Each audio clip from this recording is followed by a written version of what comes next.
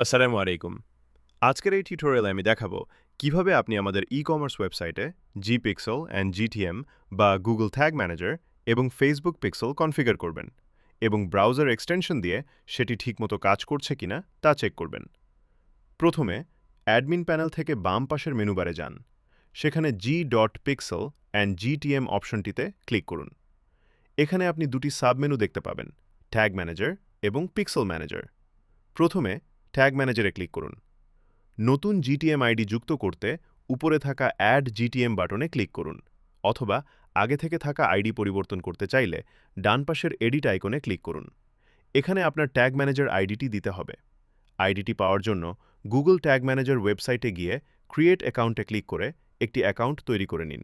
সেখান থেকে আপনার জিটিএম আইডিটি কপি করে ওয়েবসাইটের ট্যাগ ম্যানেজার আইডি বক্সে পেস্ট করুন। এরপর অ্যাক্টিভ স্ট্যাটাস বাটনটি অন করে দিয়ে সেভ কন্টেইনার বা আপডেট কন্টেইনার বাটনে ক্লিক করুন। এবার ফেসবুক পিক্সেল সেটআপ করার জন্য বাম পাশের মেনু থেকে পিক্সেল ম্যানেজে ক্লিক করুন। একইভাবে অ্যাড পিক্সেল অথবা এডিট আইকনে ক্লিক করে আপডেট পিক্সেল কনফিগুরেশন পেজটি ওপেন করুন। এখানে আপনার পিক্সেল আইডিটি বসাতে হবে। পিক্সেল আইডি পাওয়ার জন্য মেটা ইভেন্টস ম্যানেজারে প্রবেশ করুন। সেখানে আপনার ডেটাসেটস থেকে নির্দিষ্ট অ্যাকাউন্টের সেটিংসে যান।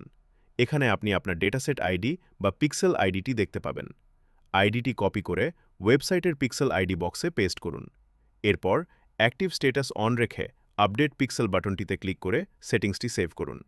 সেটিংস তো সেভ হলো। এবার আসুন দেখি আমাদের পিক্সেল এবং জিটিএম ওয়েবসাইটে ঠিকমতো কাজ করছে কিনা। এটি খুব সহজেই ব্রাউজার এক্সটেনশনের মাধ্যমে চেক করা যায়।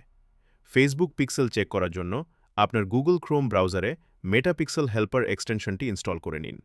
এরপর আপনার ওয়েবসাইটটি ভিজিট করে ব্রাউজারের উপরে থাকা ওই এক্সটেনশনটিতে ক্লিক করলেই দেখতে পাবেন আপনার দেওয়া পিক্সেল আইডিটি সবুজ সিগন্যাল দেখাচ্ছে এবং ঠিকঠাক ডাটা রিসিভ করছে।